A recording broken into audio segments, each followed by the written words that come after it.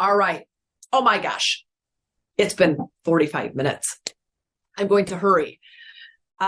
Lucy says, why do dogs eat dirt? Lucy, I have lots of articles on this. And so if you don't subscribe to my free daily newsletter, please do. Most of the time, dogs will eat soil because they're craving minerals or they're craving something for their microbiome. Same with grass. Some dogs just plain like the taste, no doubt, but most dogs are specific about the type of grasses that they're eating and the type of dirt that they want. I have seen many dogs search, and then they'll dig. They'll dig down to get a certain patch of clay or minerals or limestone because they're craving certain minerals. So I would first ask the question as a veterinarian, what's the quality of your dog food and how often are you rotating dog food? This is where rotating brands and flavors is really important. If you're feeding a homemade diet, you make sure that you're meeting not just bare bones minimum mineral requirements, but that those mineral ranges are optimal in your complete and balanced recipe. You'll know that because the first page of the recipe will say X cups of meat, X cups of veggies. You know, the recipe will be there. But then page 2 and 3 of your recipe will say amino acid levels and list them all, fatty acid levels and list them all, vitamin levels and list them all, mineral levels and list them all. You'll be able to look at the mineral levels in your homemade food or in your dog food and compare them to the minimum amount needed to stay alive. And you want the numbers to be more mid-range of what you're feeding than low. So I would first be suspicious of the food not providing all the minerals that your dog may need in adequate amounts. The second thing, if you or she'll say, no, that's not it. I love, this is a fabulous recipe. All of the minerals are mid-range. I rotate recipes every third or fourth batch that I make. They're getting a variety of different whole food sources of minerals. So minerals are found in organ meats, nuts, seeds, cruciferous vegetables, seafood, shellfish are really rich in minerals. If your eggs are rich in terms of amino acids, you can give mineral-rich foods, real foods that will help with any type of deficiency, but you want to make sure that your core base daily sustenance is also mineral adequate. If it is, and you know it is, then I would say, I wonder if your dog's dealing with a microbiome issue, which means you could be putting beautiful food in, but if your dog is not digesting or absorbing the food because of the microbiome imbalance, then you may have a secondary issue. Thank goodness now we have easy, simple, quick checks. You can do it at home. Take a swab of poo. You can submit it to an animal biome lab. Animal microbiome testing is becoming more affordable, but also much more common. It's such an easy, simple way to identify, yes, my dog's gut is great, or, oh my gosh, I've got some imbalances or dysbiosis or leaky gut occurring. So if it's not diet, I would be thinking about your dog craving minerals because they're not digesting or absorbing food. All right. SQ Brat 3 says, I have a 7-year-old Pembroke Welsh Corgi that has high liver enzymes. They're 300. So I'm going to assume that when you say high liver enzymes, you mean ALT, alanine transaminase. And your question is, how high is too high? She appears to be super healthy otherwise. So you have to remember that there are internal and external sources of what could cause your dog's liver enzymes to become high. ALT is a liver damage enzyme. So it doesn't really tell us the function of the health of the liver. It tells us that you've got active damage going on, but it doesn't tell us why. So this is where my brain goes. ALT of 300, anytime you do blood work, and good for you for doing blood work. If you guys do blood work, I would tell you to do blood work every year on your annual wellness exam. You can get a mini panel for healthy animals. You just want to know in your heart that your animal is as beautiful on the inside as they are on the outside. And what you found out with your Corgi was that, hey, my Corgi is beautiful on the outside, but something's going on the inside. Good for you for checking rather than having heartbreak later or thinking, oh my gosh, how did this happen? Good for you for knowing that there's a problem, because now you can supply a protocol and then you can recheck the ALT and find out if it's better, worse, or the same. 300 is definitely high enough. Any abnormal blood value above normal, in my opinion, address it, because that's the body saying we have a problem. And thank goodness we're able to test and then we're able to recheck so that we know, yes, the liver problem has resolved, or, oh my gosh, it's getting worse and I need to move along and do something else. So I would recommend you be thinking about, if your dog's liver enzymes were normal last year and they're high this year, what changed? Did you recently give flea and tick medication? I've had flea and tick chemicals absolutely cause an elevation in ALT. I've had heartworm prevention cause elevation in ALT. I have had lawn chemicals, fertilizers, pesticides cause elevation in ALT. So there are external sources around the house that I want you to be thinking of. Like, okay, well, what could that be? If you recently redid your house and you've got off-gassing of environmental chemicals, that's enough to cause elevation in ALT. So evaluate your home, water, food, believe it or not, food, because it's not human grade. Unfortunately, pet food is widely known to contain mycotoxins, which jack up ALT, heavy metals, which can jack up ALT or liver enzymes, contaminants, glyphosate, which can jack up ALT. So you might want to consider right now doing a homemade diet. Just stop, you have the raw materials, you know exactly what's in the food, stop all commercial diets, give your dog a little break for 2 to 3 months, do a homemade kind of a detox diet.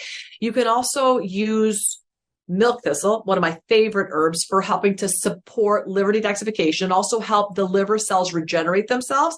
So consider, we have, for bark and whiskers, we have kidney and liver support, and that is SOD, glutathione, milk thistle, dandelion, all of my favorite herbs to help support liver and kidney detoxification all in one product. Use something like that for the next 4 weeks with a homemade diet, evaluate, clean up your home living environment, and then go zip back in and recheck that ALT. If that ALT is better, what you're doing is effective, which means the liver cells have stopped damaging effects and they have regenerated themselves and liver enzymes are normal. Yay. I would sit back in 6 months and just make sure that they're still normal. If they're higher, your next step is to actually do a liver function test, which is a pre and post bile acids. But I would, before you spend any money on anything, I would do a quick detox, homemade diet, kidney liver support, and then zip back in and recheck that ALT. Any value on your animal's blood work that's out of range, not enough for you to panic. And I'm proud of you for not panicking. I can see from your note that you're okay, but you're just wondering, hey, how do I approach this? Proud of you for both of those fronts. Never ignore abnormal blood work, ever. Doesn't mean you need to panic, but it does mean you want to put together a protocol that you hopefully will address it and fix it. But if it doesn't, then you're going to recheck and then you'll know, yes, it's improved or no, it isn't. But good for you for checking. And now you're going to put together a protocol. Nicely done. Oh, this next question parallels with this well. Duncan the Scotty says, do you have any recommendations on how long our pet should have milk thistle for a detox? Is it 1 week, 2 weeks? And how often should we repeat the process? Well, Duncan, that depends on your pet's toxic exposure. I have some little dogs that go to work every day with their mom and dad at a nail salon where they're exposed to all of these environmental chemicals. Their liver enzymes are always high. Those animals are on detoxes daily for their whole life or until their mom and dad doesn't take them to a nail salon every day. Likewise, if you work at a pesticide company and your dog goes to work with you and is constantly walking on a pesticide sprayed grass, I'd probably do daily detoxification for that dog as well, because their incidence of chemical exposure is so high. And you want to be supplying ongoing and constant means of detoxification for those high-risk dogs. If you are just supplying known chemical burns, let's say every 6 weeks for a heartworm pill, which is a pesticide, but in some areas necessary, then yes, I would give a detox for a week, starting the day that you give the heartworm pill, give a detoxification protocol once a day for a week following, just to help the body clear out any residue, as well as helping to detoxify and support normal hepatocellular regeneration. This process of the liver dumping the crud, but also then regenerating itself from any chemical stressors. Really, the amount and the frequency of detox, Duncan, depends on your animal's exposure. If you live in an all-green organic house, you literally have no outside chemical sources or exposures whatsoever. Your dogs and cats eat an entirely organic, free-range, ethically sourced diet that you home prep, and you filter your water, and the entire environment is pristine. Some animals don't need any detox because their organs are being supported.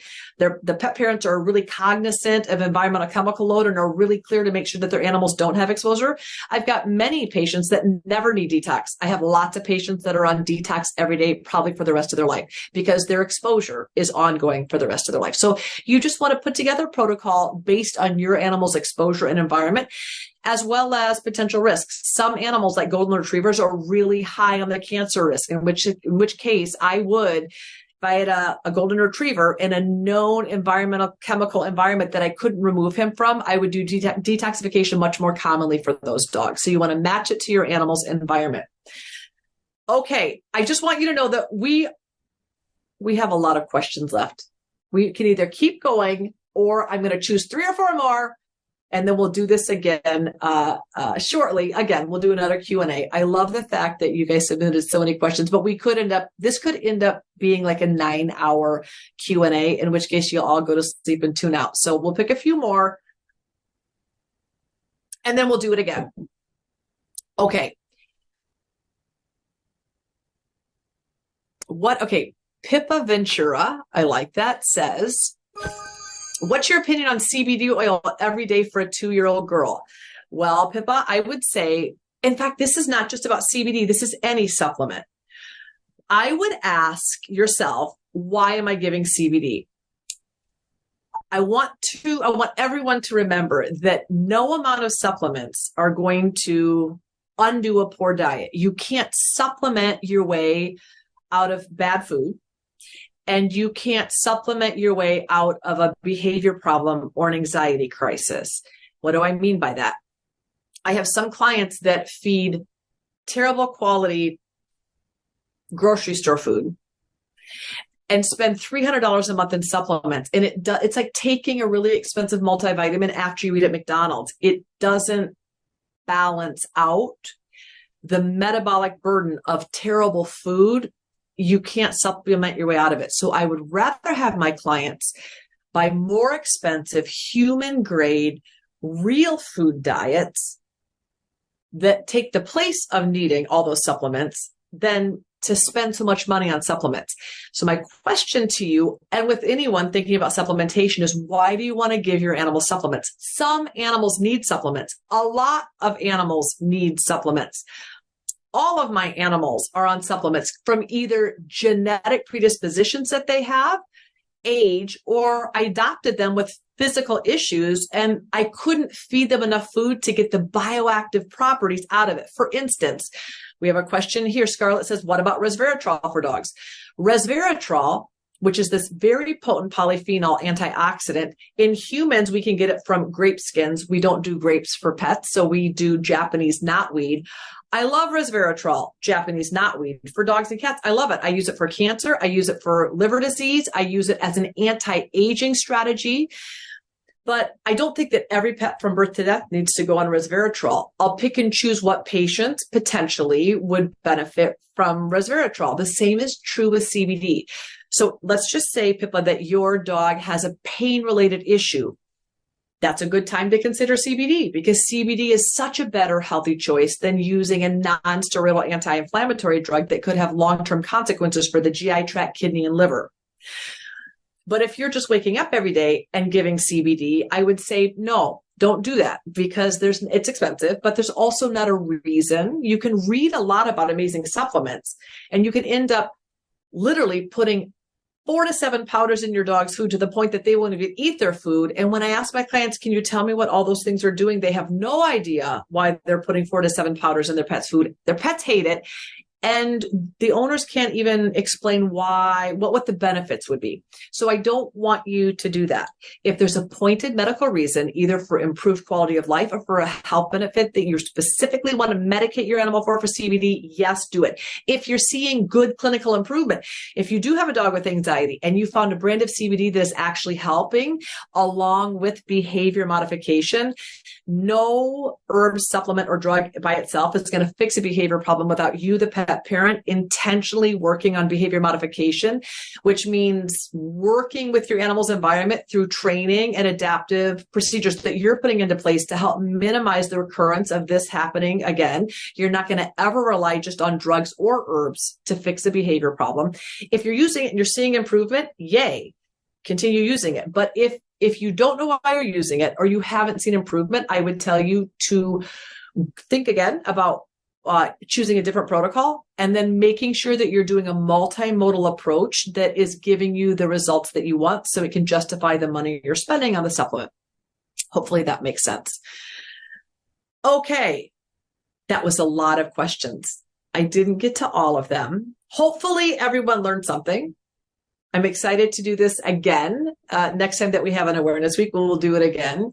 I appreciate each and every one of you tuning in today. I appreciate each and every one of you asking questions. And hopefully this is an inspired conversation enough that you would be able to think, okay, this applies to my animal situation, and or you have a little bit more information that you can tuck in your back pocket for when and if you need it. Thanks for joining me today, and we'll see you on Bark and Whisker side soon. Thanks, guys.